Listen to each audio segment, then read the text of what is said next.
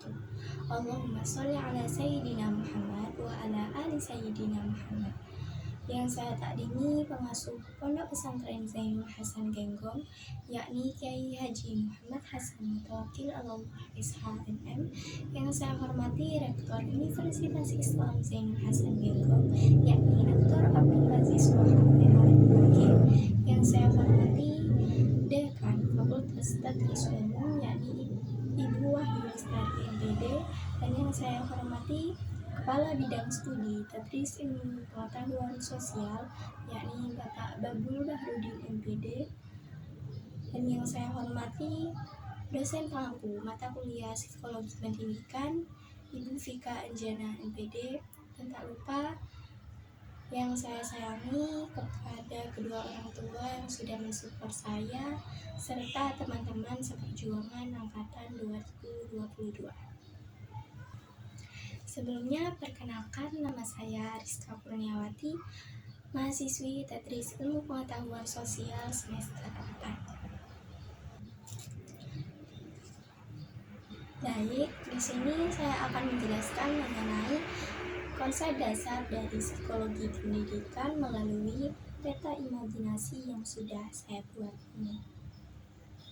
Di sini saya akan menjelaskan mengenai konsep dasar dari psikologi pendidikan. Nah, apa sih psikologi pendidikan itu? Lalu, psikologi pendidikan dengan psikologi secara umum apakah berbeda? Nah, psikologi pendidikan adalah suatu cabang dari ilmu psikologi yang mana mengkhususkan diri pada cara memahami pelajaran dan juga pembelajaran yang ada di lingkungan pendidikan. Dari penjelasan dasar tadi, terdapat perbedaan secara ontologis antara psikologi pendidikan dengan psikologi secara umum. Sejatinya psikologi pendidikan tetap mengkaji hal-hal yang dikaji di dalam psikologi secara umum. Hanya saja di dalam psikologi pendidikan terdapat beberapa penekanan yang lebih besar mengenai persoalan-persoalan psikis. Misalnya perilaku seorang, kejiwaan atau mental yang dialami oleh seorang, lalu perkembangan seseorang di dalam aspek pendidikan. Nah, penekanan-penekanan tadi ternyata sangat penting karena tujuan awal dari bidang ini yaitu untuk membantu seorang guru untuk memahami dan juga menyesuaikan diri pada strategi penggunaan model pembelajaran yang tentunya sesuai dengan minat, bakat, perkembangan, dan juga kondisi siswa secara keseluruhan. Selanjutnya, pembahasan pokok yang dibahas dalam psikologi pendidikan, yaitu yang pertama, hakikat perkembangan manusia. Dalam konteks psikologi pendidikan, hal ini berkaitan dengan pemahaman mengenai manusia yang merupakan makhluk yang dianugerahi akal dan juga pikiran, sehingga manusia merupakan ciptaan Tuhan Yang Maha Esa yang paling mulia di antara makhluk yang lainnya. Lalu berbicara mengenai perkembangan di sini dipengaruhi oleh beberapa faktor, termasuk di dalamnya yaitu faktor pendidikan. Melalui faktor pendidikan ini akan diarahkan untuk menciptakan suatu pembentukan atau perilaku manusia sebagai makhluk individu, makhluk sosial, makhluk susila, dan juga makhluk yang beragama. Lalu yang selanjutnya yaitu perbedaan keberagaman sosial. Berbicara tentang keberagaman manusia dan juga latar belakang sosial yang berbeda-beda, dalam psikologi pendidikan di sini masuk faktor yang penting untuk dipahami lebih dalam, karena keberagaman individu mempengaruhi suatu proses pendidikan dan juga pembelajaran yang ia emban.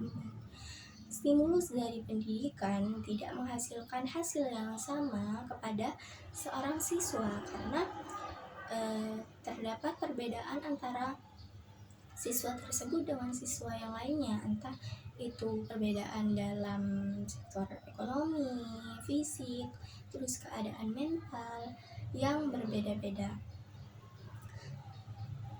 Lalu yang ketiga yaitu efektivitas pendekatan pembelajaran. Dalam psikologi pendidikan tidak ada satupun yang terbaik yang mana bisa diterapkan kepada semua orang. Namun dalam psikologi pendidikan mengarahkan kita untuk mengidentifikasi kebutuhan apa yang sesuai untuk bisa menunjang aktivitas belajar yang lebih produktif. Pendekatan pembelajaran yang efektif terjadi karena adanya suatu kebiasaan dan juga kesesuaian antara visi dan juga misi sekolah yang mana berfokus pada kualitas, kemampuan dan juga cara berpikir siswa untuk menyerap suatu materi yang sudah disampaikan. Lalu yang keempat, motivasi dalam pembelajaran. Motivasi di sini berfungsi untuk mendorong siswa untuk bergerak agar mendapatkan hasil yang maksimal dan juga sebagai acuan untuk ia melakukan aktivitas untuk mencapai tujuan yang lebih spesifik. Sehingga guru dan orang tua dapat memberikan suatu motivasi yang baik kepada siswa yang mana akan memicu timbulnya dorongan dan juga hasrat yang lebih kuat pada siswa untuk bisa belajar lebih giat lagi mencapai suatu tujuan yang ia inginkan. Lalu pembahasan yang terakhir yaitu pengelolaan kelas. Pengelolaan kelas di sini di dalam psikologi pendidikan berkaitan dengan bagaimana seorang guru mengatur dan juga mengelola kelas dengan baik untuk menciptakan lingkungan belajar yang optimal.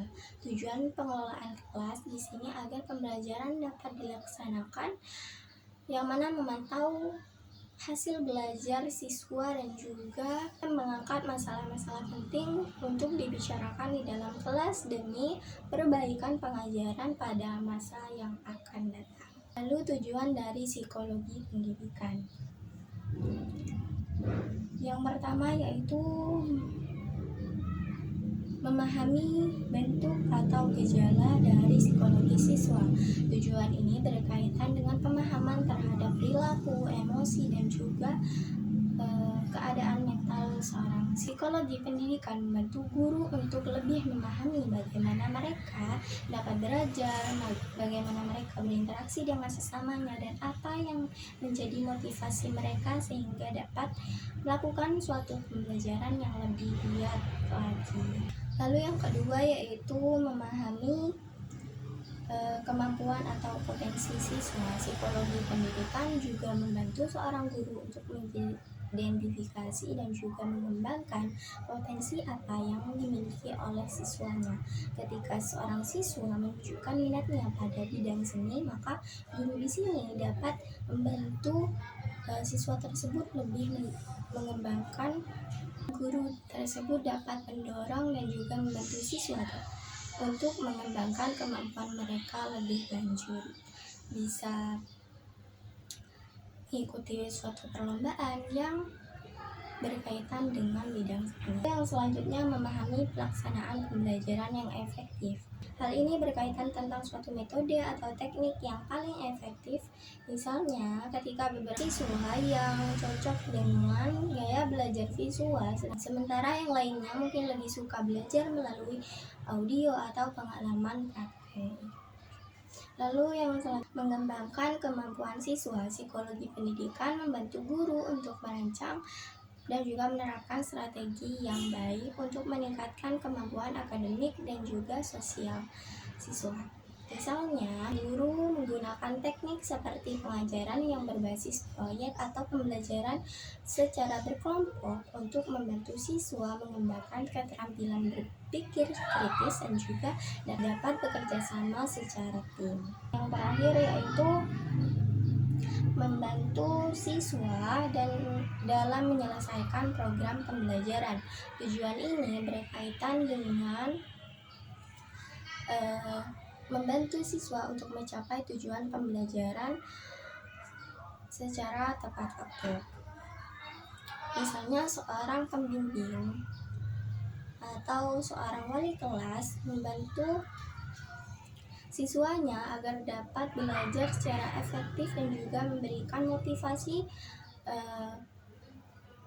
kepada siswa tersebut sehingga ia dapat menyelesaikan tugas akhirnya dengan tepat waktu. Setelah tujuan, terdapat fungsi dari psikologi pendidikan. Fungsi yang pertama yaitu sebagai proses perkembangan. Nah, psikologi pendidikan berfungsi sebagai proses perkembangan peserta didik yang mana ilmu ini mempelajari dan juga memahami perkembangan psikologis peserta didik dari segi kognitif, emosional, sosial, dan juga moralnya. Dengan pemahaman ini, guru dapat merancang pembelajaran yang sesuai dengan tahap perkembangan peserta didik. Lalu fungsi yang kedua yaitu sebagai penghubung pembelajaran. Psikologi pendidikan berfungsi sebagai penghubung antara peserta didik, guru, dan juga materi pembelajaran. Ilmu ini membantu dan juga memahami bagaimana peserta didik memproses suatu informasi dan bagaimana mereka menyerap suatu materi pembelajaran. Dengan pemahaman ini, guru dapat mengatur proses pembelajaran yang lebih efektif. Lalu fungsi yang ketiga yaitu sebagai pengarah pembelajaran. Psikologi pendidikan berfungsi untuk mengarahkan cara belajar dan juga mengajar yang baik. Ilmu ini menjadi tujuan tentang bagaimana cara mengajar yang efektif dan cara belajar yang baik bagi peserta didik. Yang terakhir, sebagai pengambil keputusan dalam pengelolaan proses belajar mengajar. Psikologi pendidikan berfungsi sebagai pengambil keputusan dalam pengelolaan proses belajar mengajar, yang mana ilmu ini membantu guru dalam membuat keputusan terkait suatu strategi pengajaran, membuat penilaian dan juga intervensi yang diperlukan untuk mendukung keberhasilan belajar peserta didik. Lalu terdapat manfaat dari memahami dan juga mempelajari ilmu psikologi pendidikan. Pertama yaitu membantu mendidik siswa. Membantu untuk mendidik siswa yang mana dalam psikologi pendidikan di sini seorang guru dapat memahami karakteristik dari kebutuhan siswa sehingga mereka dapat menyesuaikan pada model atau suatu metode pembelajaran yang ingin diterapkan sesuai dengan kebutuhan siswa.